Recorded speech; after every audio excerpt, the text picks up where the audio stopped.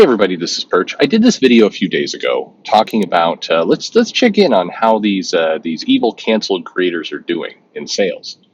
And it was a look through, and I said we're going to look at Amazon, and we looked at Amazon in particular. There's lots of other places. Yes, as people have pointed out, there's people who have gone to crowdfunding. There's people who have gone out of comics and have pursued a richer, wealthier career in animation and film.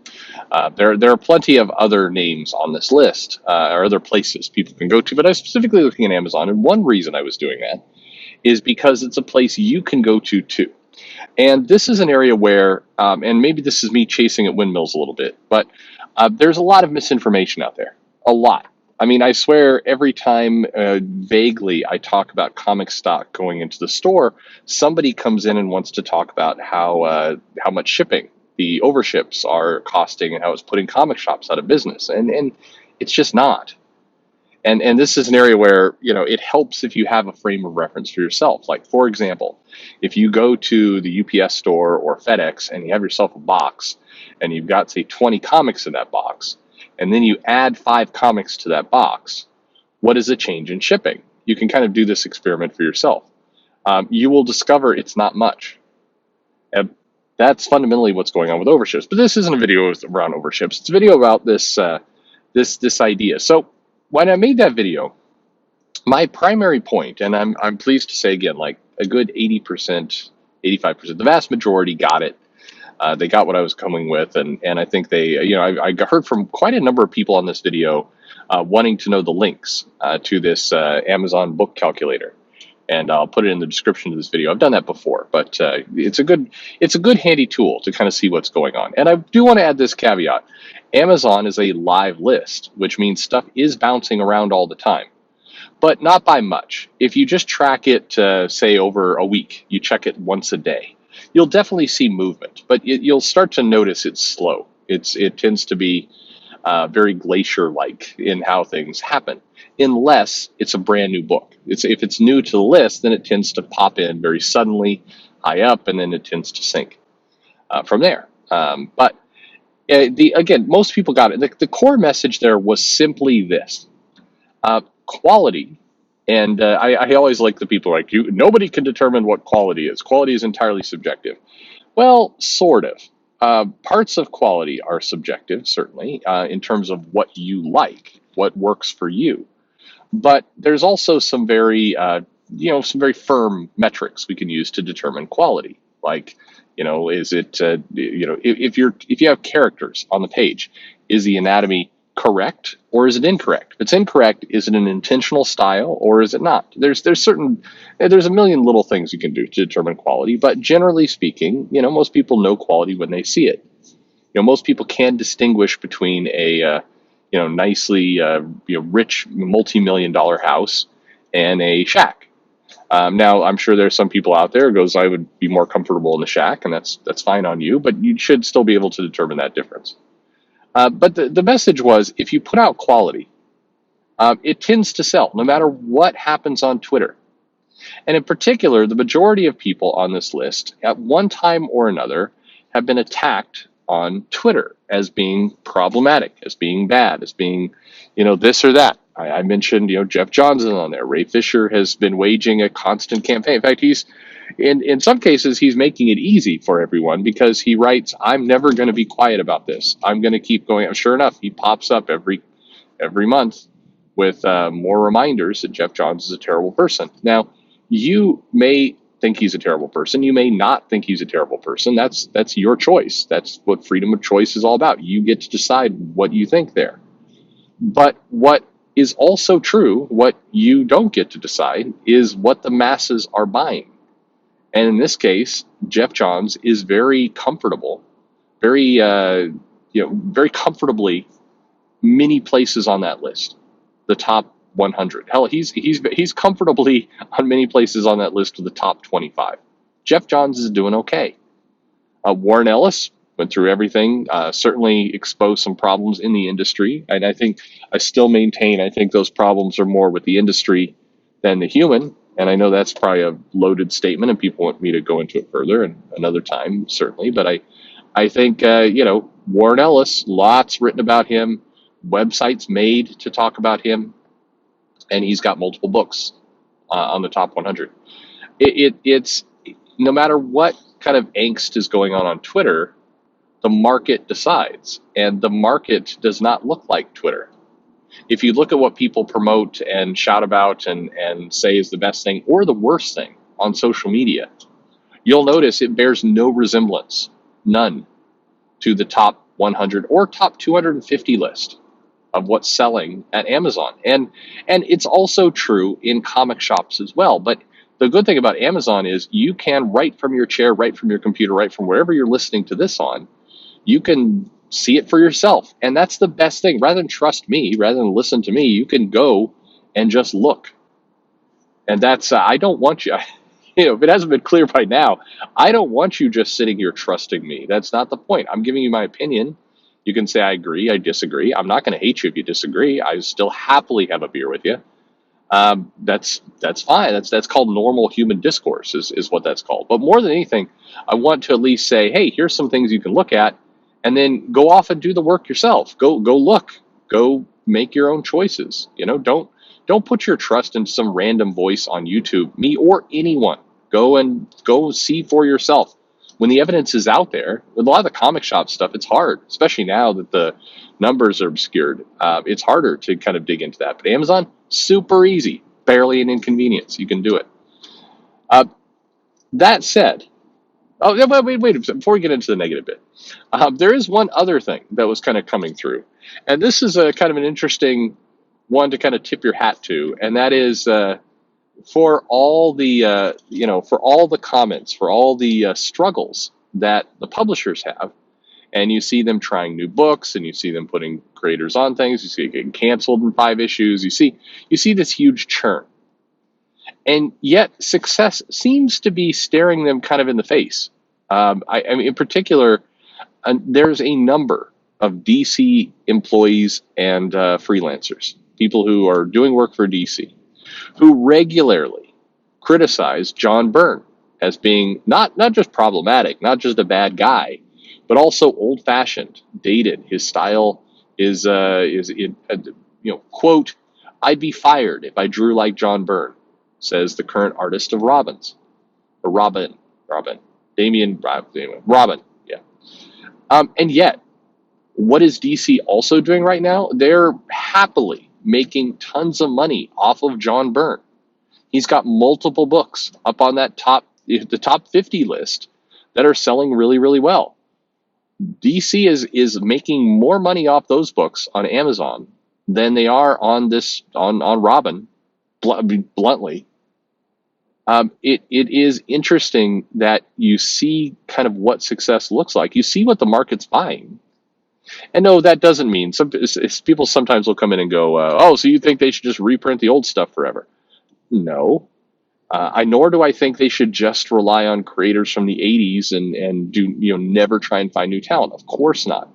But the type of storytelling, the type of art, the type of collection, the type of book that works for the mass market is obvious. You could look at the list. You could see it over the last 3 years. The only remarkable thing about the Marvel and DC lists is how little they've changed in terms of the content that really sells and the content that maybe debuts and then drops like a rock. As I mentioned before, if you look at Marvel's list and you study it on Amazon, the kid effort, the book that goes out for kids that seems to hit, was Moon Girl. Moon Girl sold terribly in the comic shops, but it did sell well on Amazon, and it held its own. It hung in there. Other books aimed at kids debuted and plummeted almost immediately, but Moon Girl hung in there year after year. Now, if you're Marvel, what's the lesson to learn from that? Well, number one, probably do more Moon Girl and maybe consider just doing them in graphic novel format, not bothering putting them in the comic shops where they do terribly. But number two, try and understand the DNA of a title like Moon Girl and what makes it different than, say, a title like The Wasp, which didn't hit. What was different? What worked in one and not in the other? The answers are there. Now, I said there would be some negative. The negativity is that it was interesting of this video is that there were two groups that seemed not to get it.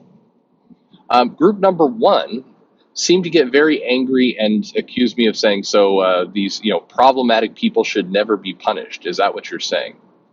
And no, that wasn't what I was saying, and I don't even know. Like I'm not even sure the exact point. What is the punishment? To me, you need to have a crime or a problem, and then you should punish that person appropriately. If if the if a creator is trying to is sexually harassing people in the office repeatedly, maybe don't move all the women out of the department of the books that he's editing and keep him employed for years. That seems like a bad decision. um, Maybe you should do something about that. Well, not maybe, you should do something about that. Absolutely. If people are doing problematic things, then yes. And the problem is the word problematic. By problematic, do we mean rape, or do we mean gets a little drunk and tells salty jokes? Because there's a massive difference between the two of those. And I fully believe that the one that's a crime, should be punished. In fact, but here's the thing: it also shouldn't be punished by Twitter. It should be punished by the police. That's the appropriate response to that. But no, by showing that these books sell, the challenge is you're saying so problematic people, and then you're kind of waving your hands at like, well, Jeff Johns. Jeff Johns was the one that seemed to tick people off the most. Like he was really cruel to people, and you seem to be promoting for his books are doing well, so he should get off. That's probably a bad choice of words, but in light of some of the other allegations, not against Jeff Johns, but others on the list. Anyway, I got myself into a bit of a hole there. There you go again. That doesn't work. Um, Jesus, it's too early in the morning. That's the problem. Um, okay, if it's true that Jeff Johns is doing what Ray Fisher alleges, then yes, there should be an investigation. Yes, somebody should check into that. And yeah, absolutely yes. Then if the worst of what he's saying is true, then he should be removed from his job. Sure. The thing is, you're going to need to have investigators do that. I believe some investigators were hired to do that. I think Ray Fisher's allegations were that the investigators were on the take, and they did a phony investigation. So I mean, you got to resolve that at some point. But the key is, A, you don't legislate that through Facebook and Twitter, and B, the fact that he's able, Jeff Johns writes a book in a certain way. He writes a comic in a particular style that seems to work for people. If Jeff Johns, the man, turns out to be a lousy person, that doesn't mean the style in which he wrote the book is lousy. Once upon a time in comics, really popular creators would be studied by other creators so they could mimic the style. And I don't mean tracing, I don't mean ripping off the ideas. I mean saying let's study how the pacing works. Let's study how the book grabs people. Let's figure out what made this a success. Once upon a time, that was kind of how the comic industry worked. That's how lots of industries work. Today, there is this weird behavior that goes, if somebody is bad, it's not just if they do a bad thing, it's not just the person that's bad. It's their methods, it's their style, it's the way they write, they draw, they create is bad. So we have to completely do different work. We can't have anything that resembles that style, and that's absurd. I mean, that's one of the dumbest things I've heard. You look at what's successful, you try and clone it. You definitely make it different enough so people, the audience, the readers, don't think they're just reading a clone. But there's a lot of things to be learned from Jeff Johns' style of how he puts together books and what he does, regardless of what comes out of whatever's the allegations from Fisher. That style is marketable and sellable.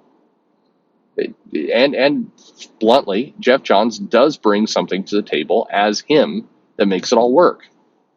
So, again, if somebody does something wrong, something illegal, something that is a crime, or something that is thoroughly bad, that does not reflect well in the company, that costs them business, then yeah, they absolutely should be fired. Absolutely. And again, if it's a crime, worse. Firing should be the least important part of that. The other bit of the argument was to say, how could, wait, this isn't about, this is people who kind of just missed the point. And that was, well, yeah, but this is all old work. The point is that these people aren't getting new work from these companies. They've been canceled. Yeah, I'm aware that that is the case with a lot of these people. And that was the point, that the whole point was to show that, hey, they're still making you money. Hey, DC, when you look at your list, here's a bunch of people that were determined to be problems and you're not hiring them, but you are A, cheerfully making money off them in a different way, and B, your newer efforts aren't succeeding.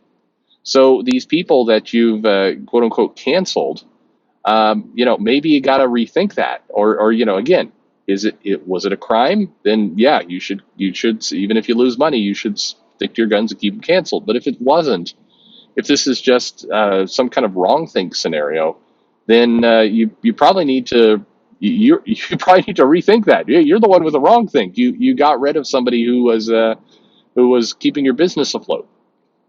That was kind of the point of showing these things, of saying, look, and also, by the way, a lot of these creators who are seeing their books sell do get the last laugh to a large extent, because they're getting a royalty. They're getting an extra check in this. So, is it, if you've got a hit book like this, and it continues to sell and you continue to get checks, maybe you're happy that you're not taking $90 a page rates at a publisher. I mean, I don't know, just saying. But overall, it, don't make it too hard. Just don't make it too hard. Amazon is a great quick place that you can go to see what's selling. You can use this little TK calculator. You can see kind of how many books move a month. It's eye-opening in a lot of cases. Yes, this is not the only place books are sold. Books are sold other places than just Amazon. Somebody else pointed out, it's like Nubia is selling more than 60 copies a month. Yes, because it is offered in other venues. Yes. However, Amazon is also the largest bookseller by a mile right now. So, it's a pretty good indicator of how things are going. Anyway, yeah, there you go. I've said everything I need to say. I've bored you all enough. Thanks for listening.